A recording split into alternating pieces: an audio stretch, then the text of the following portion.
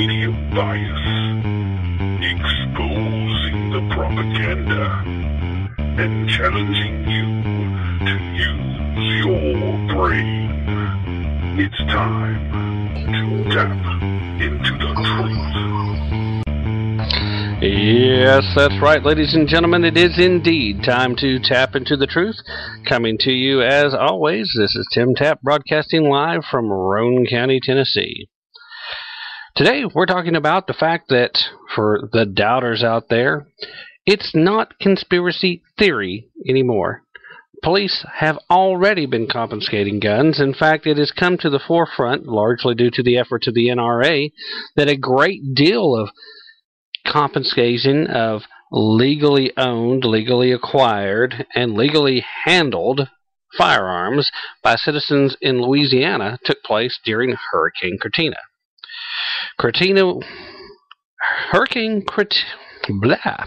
Getting tongue-tied on Katrina.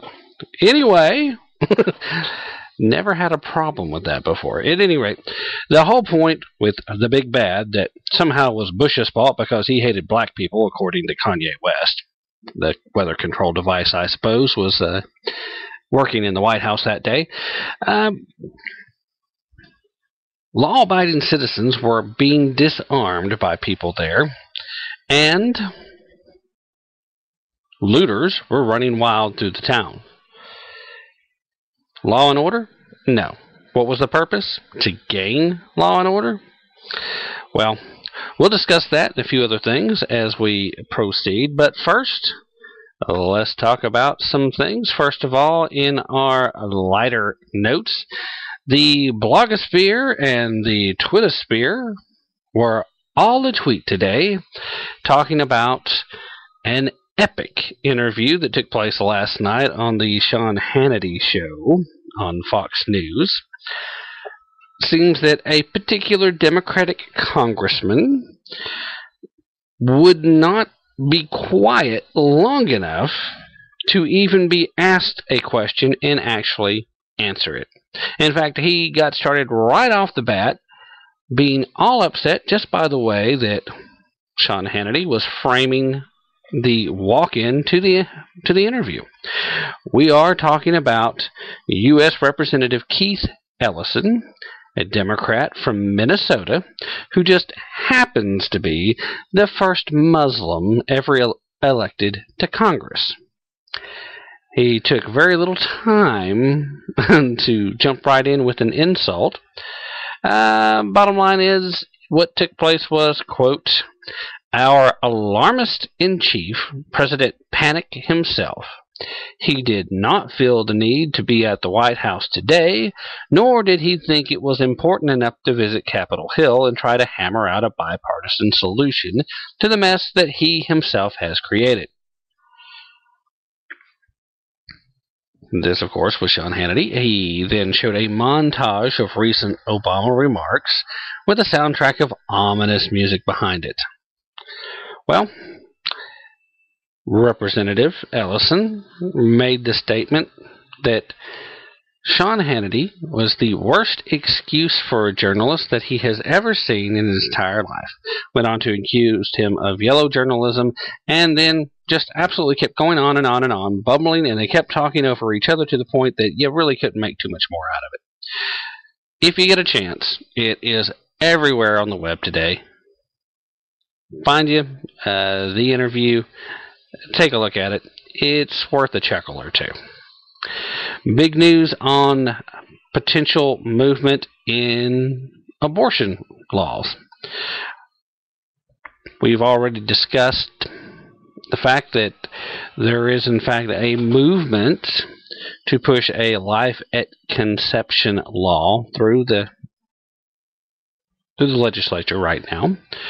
Well, it seems that the Arkansas state legislature has already passed a heartbeat law that basically prevents any form of abortion for reasons after the 20-week mark. The Arkansas governor vetoed this particular law, but the House there has voted to override the veto, and now it looks very much like this is going to be the law regardless of the wishes of the people or the governor, just because the legislature has spoken. Of course, the bottom line here is the overwhelming majority of the people in Arkansas are supporting this particular law. Most Americans find on-demand abortion an abhorrent waste of life. It's a slap in the face of almost any moral value set in existence, whether you're talking about religions or New Age centrist behavior. The very concept that abortion can be utilized as a form of birth control is just evil. Despite what any militant feminist might want to say to the contrary, it's not a question of choice, it's a question of life. If you don't feel like you're in a position to have a child, you should take every reasonable opportunity to prevent it from happening. No form of birth control is 100%, granted. And this, of course, isn't applied to anyone who happens to be a victim of rape or a victim of incest at an early age where they don't have opportunity to protect themselves. But for the adults out there, there's a ton of affordable forms of birth control that can readily be used and is readily available. You can double up, you can take the pill and use prophylactics, and while you're doing all that, that certainly increases the potential of safety several-fold. Prophylactics are one of the most effective forms of birth control as long as they're properly used. And if you use more than one form of birth control, there shouldn't be very many times that you need to even consider abortion. Life is life, and life begins at conception. If you don't like that concept, there's not much I can do to help you because it doesn't change the fact. Also in the news, the governor of Arizona, Miss Ann Brewer, is making several comments directed towards the release of hundreds of illegal aliens ahead of the big budget cuts that are coming. The sequester, being considered a large budget cut, is, well, it's asinine. I was about to say that it's almost asinine, but the bottom line is it actually is asinine. It is absolutely nuts that anybody's acting like this is a huge amount of cuts. But make no mistake about it, the administration is using this as an excuse to try and upset as many people as possible and taking additional funds. We're seeing major cuts in military ahead of the sequester, probably in much larger amounts than what their budget cut is actually going to be. But this is an excuse that's being utilized by Homeland Security. Excuse me. Basically, folks from the State House sent a message to the folks at Capitol Hill that they were outraged this past Tuesday when the Obama administration released hundreds of illegal immigrants held in local jails to save money as huge budget cuts loom. Quote, "I'm appalled to learn the U.S. Department of Homeland Security has begun the release of hundreds of illegal aliens from custody. The first of potentially thousands to soon be freed under the guise of federal budget cuts." This, of course, was Arizona Governor Jan Brewer, who has obviously been at odds for a very long time with the White House over immigration matters for quite a while at this point. And I think we're all pretty well aware of the headbutting that's went on. The Obama administration has sued the state of Arizona over their policing policies that would have allowed police officers, actually would have required police officers to ask for a form of legal status along with IDs if they were suspicious that a crime was being committed and that the person was not here legally. Anyway, she continued to say, quote, This is pure political posturing and the height of absurdity, given that the releases are being granted before the federal sequestration cuts have even gone into effect. In several parts of Arizona, including Pinal County, about 70 miles north of the U.S.-Mexico border,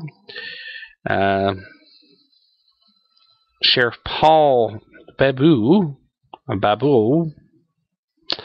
can't quite get it. Apologies, Sheriff Paul. Basically made the statement that the releases of hundreds of detainees over the weekend was outrageous and unacceptable because there's a direct and immediate impact to public safety of families in his county. These are criminal illegals, he said.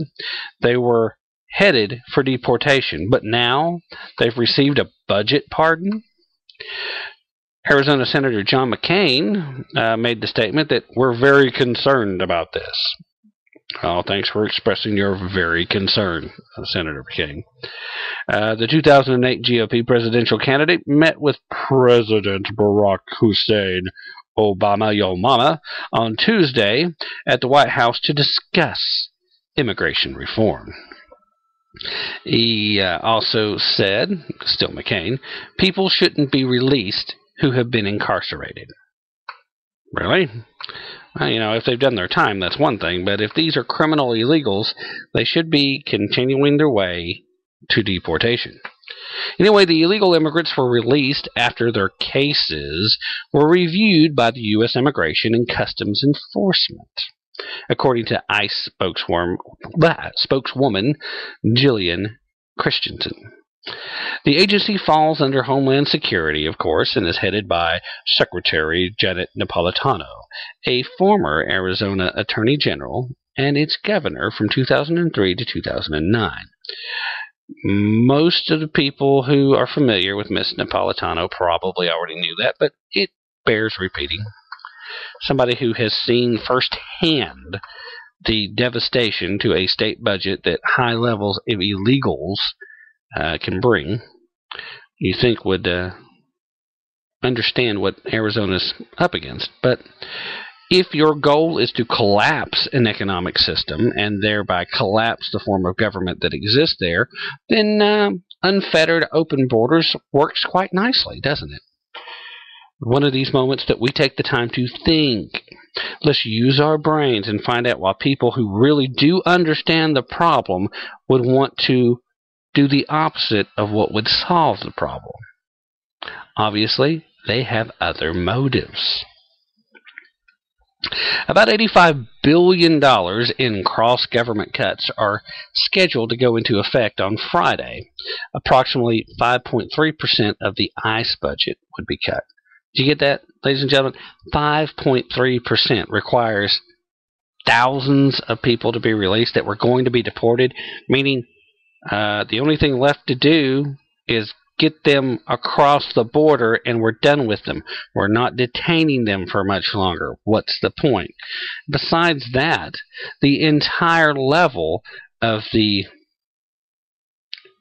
enforced budget cut, if it still happens, and right now it's looking like it might very well, still amounts to less than 2.4% of what the federal government's spending. I would say 2.4% of the federal budget, but they don't have a budget, ladies and gentlemen, and haven't had one since the occupier took office. At any rate, as fiscal uncertainty remains over the continuing resolution and possible sequestration, ICE has reviewed its detained population to ensure detention levels stay within ICE's current budget. Christensen also said in the statement that over the last week, ICE has reviewed several hundred cases and placed these individuals on methods of supervision less costly than detention. What do they do? Put a homing chip in their neck like a wayward dog? What? Somebody tell me what they've done. Got somebody